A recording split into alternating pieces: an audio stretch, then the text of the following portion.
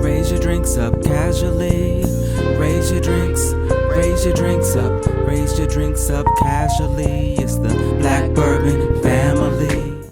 Hey everyone, I'm Jason. And I'm Brandy. And we're the Black Bourbon family. Well, today everyone, this is a special episode. We have been blessed, I like to use that word, to have the opportunity to have a conversation with the one and only Nancy Fraley. Nancy, we want to first say thank you for joining us today. We appreciate the time that you've taken out of your day to speak with us and our viewers. And as you can see, everyone, we have some treats for you to discuss: the Joseph Magnus Cigar Blend, as well as the Joseph A. Magnus Bourbon. And Nancy, to get us started, for those who may not be familiar, which shame on them, can you just introduce yourself to everyone and, tell them who you are and, I guess give a high level overview of what you do, because I know you do a lot of things and that could probably take an hour in itself. I won't take that long. But if you can give an introduction for everyone. Hey there. Well, I'm Nancy Fraley. I work as a freelance and consulting master blender for a lot of bourbon distilleries across the United States, mostly craft. But I've also had a hand in formulating both whiskeys, rums, and other spirits from Belize, Haiti, India, Australia, Canada, Mexico, around the world as well. So, although I'm known for, there are some brands that I'm really known for doing, and I've been doing this I've been in the industry for about 15 years. I've been doing what I'm doing for about 11 now. So that's no, that was good. And that's my story. That's the short version.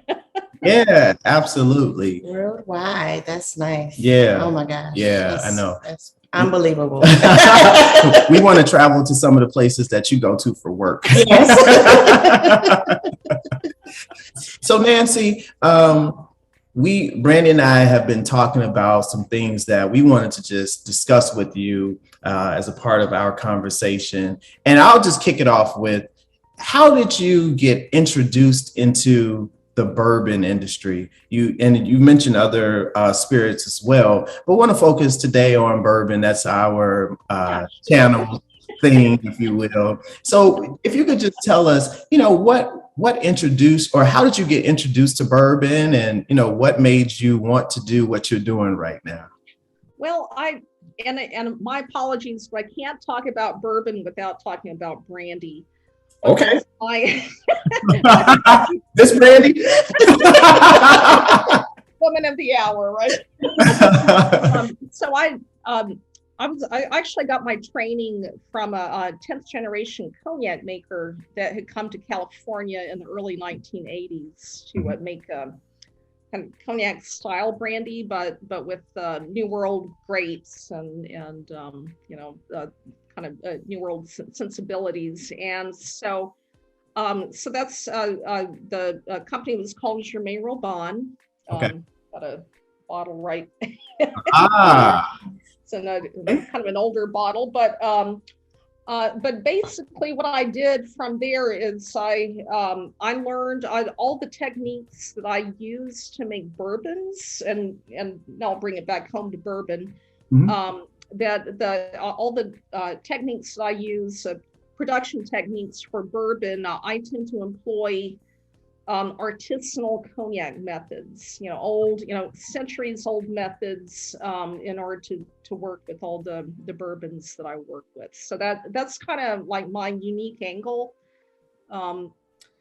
Okay. And and I also teach these things to people in the distilling industry. Oh, very nice. So Very that's how I got into it, and I'm also a bourbon fan. You know, like That doesn't hurt, right? I kind of like it too. nice, nice, very nice. And we'll get into asking you a little later about what maybe one of your favorites are, but we'll wait for that. So Yeah. give you some time to think about it, you know. Jason Okay. likes to throw those things in. What are your favorites? And you're like, oh no. Such a complex question. It is, yeah. But I do have my favorite babies out there, so my favorite children. So. So, of course, we know that you have like such a sense of smell. So, how did you develop that, strong sense of smell, and for the various scents of whiskey? Well, it's that's a good question. So in part, I have to say I don't know if I was blessed or cursed to be born with. It depends on spelling, but we'll go with blessed. But I blessed with a innate sense of being a super taster, basically. I mean, I tend to have a photographic memory when it comes to aromas. So for example, I can remember very memorable meals that I had. I remember the first time I had some really good Tex-Mex food in February of 1977. I remember what the weather conditions were like that day. I remember what my thoughts were. So any kind of really intense sensory experience I have, I tend to remember what was going on that day in the world, or first time having Ethiopian food in September 1993, for example. Was in Berkeley, California. I remember exactly what I ate. Yeah, I mean, I can still taste it as it were. That's a blessing for sure. Wow, that's very. And in part, I was just born with that ability, but I did hone it. Obviously, you've got to train yourself on, how to taste things too. So that came later, from my work. Okay. Such, where I'm. Okay. No, that's pretty cool. Yes. And just so you know, Nancy, I'm not sure if you've watched. I know you've watched some of our reviews because Yes, I contacted us. have. But one of us, I'm just trying to think of the best way to put it. One of us prefers the taste of bourbon over necessarily the smelling or noting of bourbon. This individual is sitting right to my right here. When it comes to smelling bourbon, she's more of a, it smells good, let's drink it. No. I mean, he didn't tell me when we were starting this that I would have to smell. Like, I just thought I was going to be drinking. But no, that's very interesting, and how you can remember events, and you said your photographic memory, and can just think about the smells and the taste that you've had at that moment. I think that's pretty unique and pretty cool, because it leads you, I think that's what I would call a competitive advantage for you, because now when you're smelling things, you're able to just reflect, oh, that smells like this that I just ate, or this that I just smelled, which, I struggle with the smelling. I try to smell different things and to put a name to it. I think a lot of times for me, I don't know about you, Brandy, but I tend to smell it out. I can remember it, but to put a word or a name to it is very difficult for me. It's almost like I'm telling myself that's this, but I can't like equate that into a word or what this is. Right. Right. That it makes sense. And I think that it comes down to training yourself on that. Mhm. I don't know if some point we kind of want to get into how to do that maybe later or something, but it's if you have the innate ability to be able to know whiskey, then really it's just a matter of training yourself. It's like working out or something, and just training over and over and over with certain smells that, and then you become, very sensitized to it. Or like studying a foreign language or something, you spend enough time with the vocabulary list, you're gonna pick up the grammars. So I think that's really what it comes down to, and I've got a little methodology for that later too, that we could go into, something kind of simple that it would kind of help. Yeah, absolutely. Get going on it if they want to develop that part of their brains and noses. Yeah, absolutely. No, I'm interested. Oh, I was going to say, it's just like how we tell our boys with baseball, if you keep practicing, it's like that muscle memory, and, your muscles just get used to making that same, movement. And so same thing with smelling or nosing. Like, learning a musical instrument, playing basketball. It's repetition, and you've got to have, for that kind of thing, some kind of innate athletic or ability or sensory ability, but assuming that's there, it's just a matter of practice, really, and that's all it is. Yeah, no, that's good.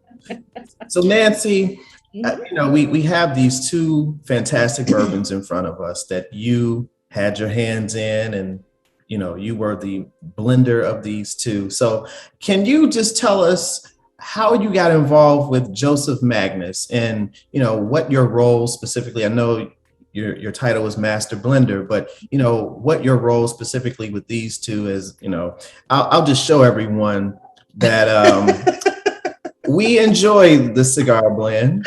Just a little bit. Just a little bit, and we enjoy the regular Joseph Magnus as well. But if you want to just tell everyone and us as well, how did you get involved with Joseph Magnus itself? And maybe even if you wanted to talk about some of the unique things about each one, and then maybe some of the differences between the two as well. And absolutely. So I was contacted in, it was either late 2013 or beginning of 2014 by some of the people that were involved in resurrecting this old brand, old distillery called Joseph Magnus, that had been around from 1892 to 1917 or thereabout. And one of the people was actually I know it's such a cliche kind of story, but it's true. Was the great grandson of Joseph Magnus, and he after his mother died, when he was cleaning out her house, he had found a couple of old bottles of the original Joseph Magnus, and he started doing kind of exploring more about what it was. And kind of long story short, he brought three of us in from the bourbon industry. Richard Wolf used to be the GM at Buffalo Trace. Okay. Master distiller Dave Shurek, he was he got his start point like in the late 60s in the bourbon industry, and he was the master distiller at Woodford Reserve. Okay. Brought us in to analyze this bottle, and as a matter of fact, I've got it. I kept a little sample myself. Oh, wow. So what we did, I've got 2 samples of this. It's I like to say, an undisclosed location. So what I did is I took a needle and syringe, and I went through well, 2 of the original bottles of that, and took samples of it, and we analyzed it. And what we found, or what I was noticing, it was that this bourbon tasted like it had a little bit of sherry in it. Or, like it had either spent its whole life in a sherry cask or been finished. More likely, probably spent its life in a sherry cask. Okay. I thought, well, that's kind of interesting. I didn't know that about bourbon from back then. And sorry, this short story is a little longer. No, this is great. This is great. One thing we also found is that the bottle was from 1892. Well, it also happened that was the year that the original Magnus distillery opened. Well, how would a new distillery get bourbon that must, it must have been between 15 to 18 years old? Oh, wow. They sourced it. So the original distillery was Magnus Distillery was in Cincinnati, and I don't know if you know what's downriver from Cincinnati, but it's what is now MGP. Oh, and it's about a 30-minute drive, but you just have to take an old flatboat or a river boat upstream, and while you can put those take barrels up. And what is now MGP, when it originally opened around 1857, I think 58. Oh, wow. About so we had kind of historical precedent and reason to believe that original Magnus probably did come from MGP. Oh, we don't know it for certain. Right. I mean, there's but it it very well that would have not been on impossible or unheard of. Mm-hmm. Plus, later we have found evidence when the original distillery was selling off all their barrels and property and all. They were sharing, selling sherry butts. Mm. So, okay. all that said, to kind of make a long story long on the original Magnus, what I did in order to formulate that is that it was evident to me that to get as close to what this, the original Magnus tasted like, that I would have to source from MGP. Mm-hmm. And B, put it in brandy cask. Well, I didn't know exactly what kind of brandy cask they were using at the time. Okay. So what I did is I went with the majority finish in Oloroso, but I noticed to get a little closer to what the original tasted like, I also needed to use a little bit of PX. Mm. So maybe just a little bit of PX in the blend. And what's not historically accurate is the cognac finish. It's you've probably seen on the label. Yeah. It's got cognac too. Uh-huh. Well, the only reason I did that is because when I put the original formulation together, I was kind of missing something, and being a brandy person, I thought, well, what does it need? Well, I was kind of missing some notes that I thought putting it in cognac cask too would make it as close as possible to the originals. So, I can't speak for other finished bourbons, but I have to say this one at least was just my attempt to get as close as I could to that original sample that I had. And, using 21st century, bourbon, what I had at hand. I couldn't reach back in time, and get those barrels, but that's how that product came about. We hope you enjoyed part 1 of our 3-part series. Please stay tuned for part 2.